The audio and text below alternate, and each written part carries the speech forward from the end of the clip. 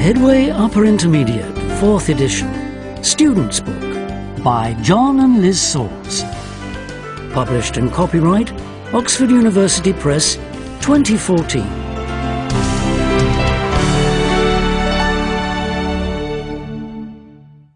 CD 4. Unit 10. Tape script 10.1. 1.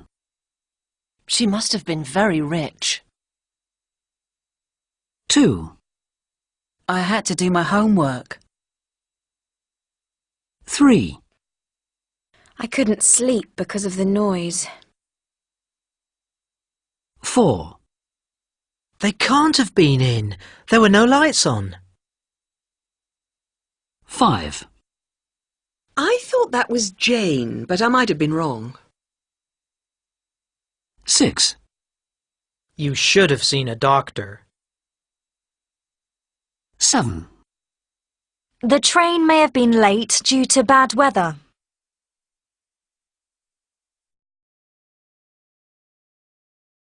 Tape script 10.2. The King in the Car Park. How was the theatre last night? What did you see? We saw a Shakespeare, Richard III. It was fantastic. Fabulous acting. A horse, my kingdom. You saw Richard III? Do you know he's all over the news at the moment? Why? He died over 500 years ago. Yeah, and nobody knows where he was buried. It's a big mystery.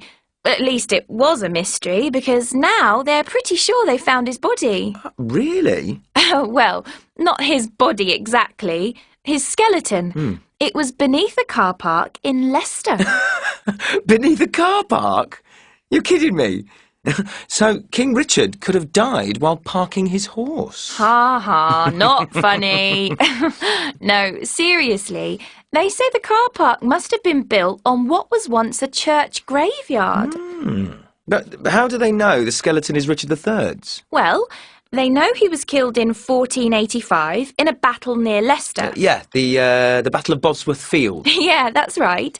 And tests showed that the man must have died around that time from battle wounds, and that he was in his late 20s or 30s. I think Richard was in his early 30s when he died. Also, the skeleton has a deformed spine, so he would have been a hunchback. Yes! And Richard was a hunchback. Well, at least he was in Shakespeare's play. They can tell a lot from the skeleton, and it's in really good condition, except that the feet are missing. How come the feet are missing? Oh, they say builders might have chopped them off in the 16th century. Anyway, the archaeologists found some people in Canada who are descendants, and they've done DNA tests which match. I bet those people were surprised. Yeah, I bet. Who was Richard fighting in the battle? Was it Henry VIII? No, it can't have been Henry VIII. I don't think he was born until the end of the 15th century. It must have been his father, Henry VII. My history's a bit rusty. I think you're right. It would have been Henry VII. There have been a lot of Henrys, haven't there? Yeah, but none since Henry VIII. Who knows? There might be a Henry IX one day. Tape script 10.3. 1. When did Richard die? He must have died in the 15th century. 2. What was he doing when he died? He could have been riding a horse. He must have been fighting. 3. Was he buried in a car park? He can't have been buried in a car park. 4. How old was he when he died? He may have been 32 or 33. He can't have been 40. 5. What did they learn from his deformed spine? That he would have been a hunchback. 6. Why were his feet missing? Builders in the 16th century might have chopped them off. 7. How did the Canadians feel about the discovery? They must have been surprised and excited. 8. Who was Richard fighting in the battle? He can't have been fighting Henry VIII. He would have been fighting Henry VII.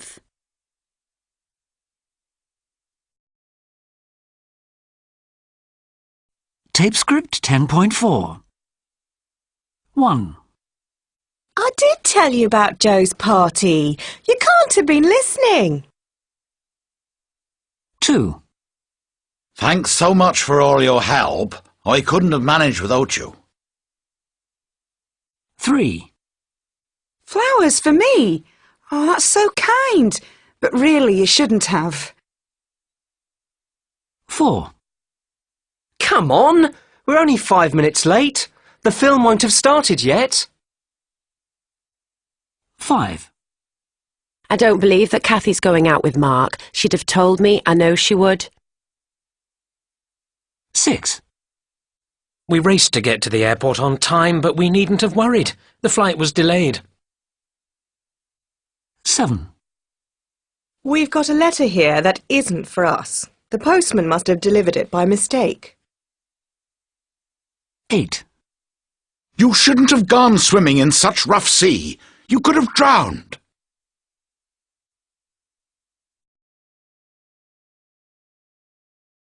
Tape script 10.5.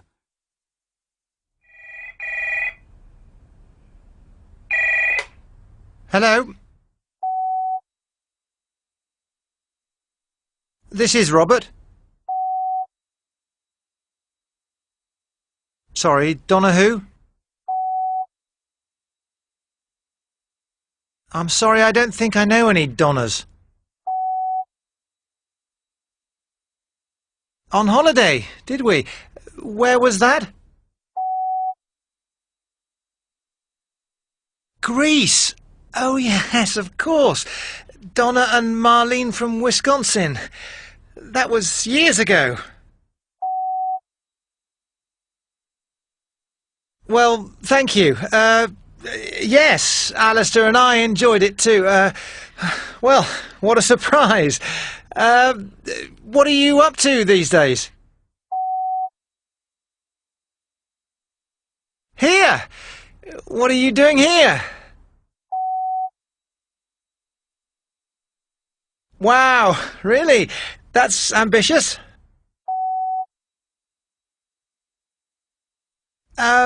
Well, obviously, I'd love to see you both again, but actually it's not really very... Yes, I know we said that, but Alistair lives in Scotland now, and my flat isn't very big, and my wife and... About 4 years ago, and we're about to move to a bigger place. We're expecting another baby. I'm glad you understand. Maybe we could meet for a drink for old time's sake?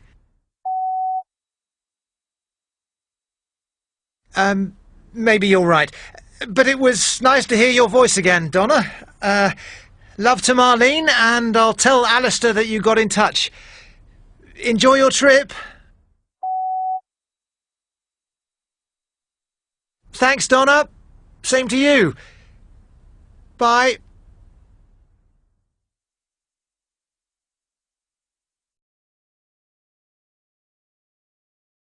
Tape script 10.6.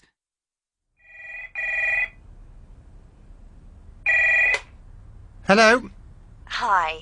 Can I speak to Robert Johnson, please? This is Robert. Hi, Bob. It's me, Donna. Sorry, Donna who? Donna Goldberg. I'm sorry, I don't think I know any Donnas. Oh, you do. We met on vacation, or holiday, as you say. On holiday, did we? Where was that? In Greece. Me and my friend Marlene were staying in the same hotel. Greece. Oh yes, of course. Donna and Marlene from Wisconsin. That was years ago. It was nearly 10 years ago. But Marlene and I still talk about it. We had a great time, didn't we? You and your friend Alistair were such great guys. Well, thank you. Yes, Alistair and I enjoyed it too. Well, what a surprise. What are you up to these days? Well, I'm here in London at the moment. Here? What are you doing here? Well, Marlene and I are on holiday together again. And this time we're going round Europe. 6 countries. Wow, really? That's ambitious. Yeah, and we're beginning here in England. So we wondered if we could come and visit. Maybe stay a couple of nights? It'd be great to catch up. Well, obviously, I'd love to see you both again, but actually it's not really very... But you said we could visit if we were ever in London, and here we are. Yes, I know we said that, but Alistair lives in Scotland now, and my flat isn't very big, and my wife and... Bobby, are you married now? Oh, that's so cool. When did you marry? About 4 years ago, and we're about to move to a bigger place. We're expecting another baby. Bob, I see. No worries. Marlene and I understand. New baby, new home. I'm glad you understand. Maybe we could meet for a drink for old time's sake? I'm not sure your wife would be too pleased. Maybe you're right. But it was nice to hear your voice again, Donna. Love to Marlene, and I'll tell Alistair that you got in touch. Enjoy your trip. Thank you, Robert. Have a nice life. Thanks, Donna. Same to you. Bye.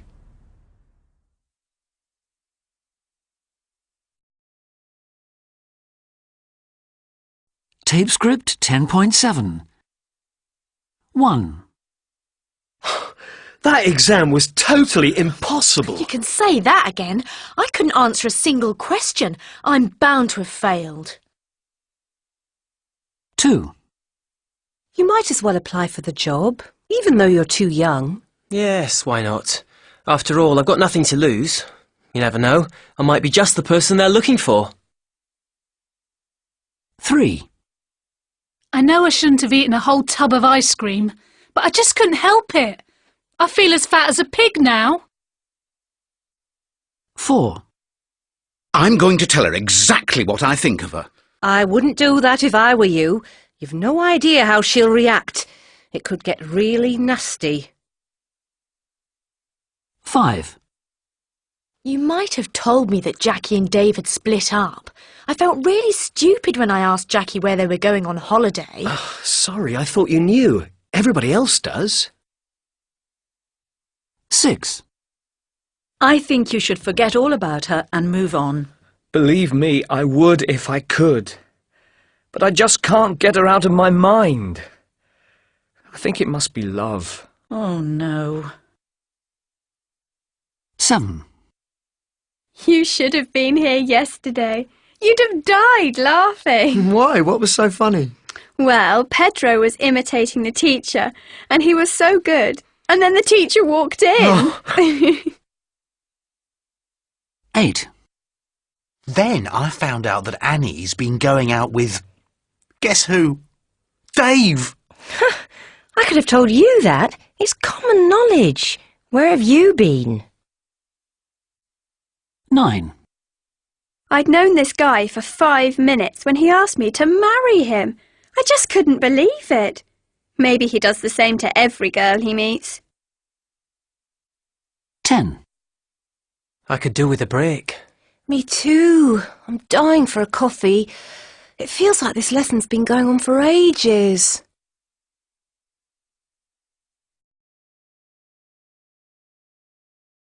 Tape script 10.8.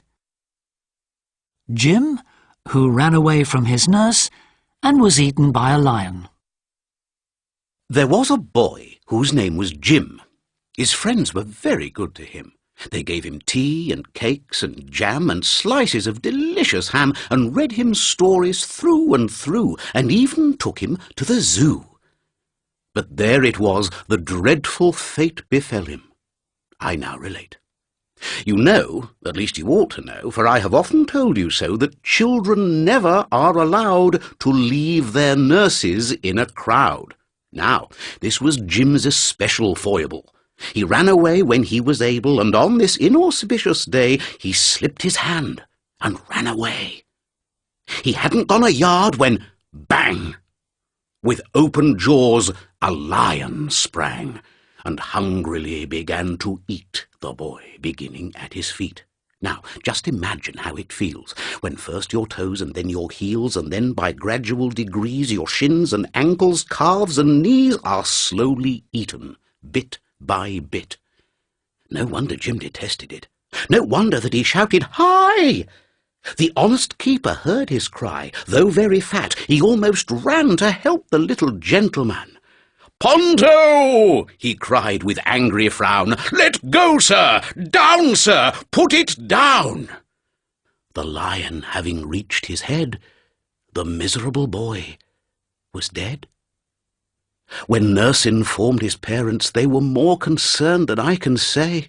His mother, as she dried her eyes, said, "Well, it gives me no surprise. He would not do as he was told." His father, who was self-controlled, bade all the children round attend to James's miserable end, and always keep a hold of nurse, for fear of finding something worse.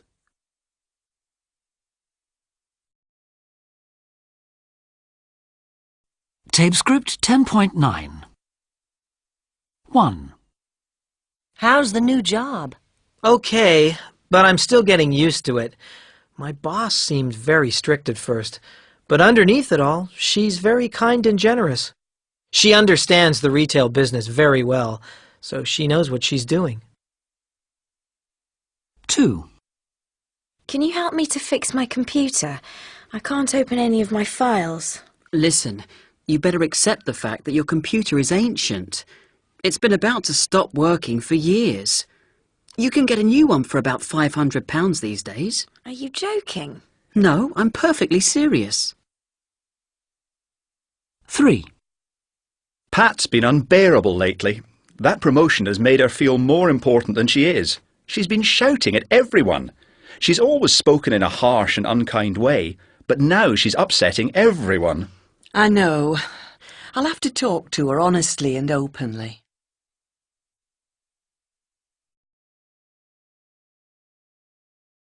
Tape script 10.10.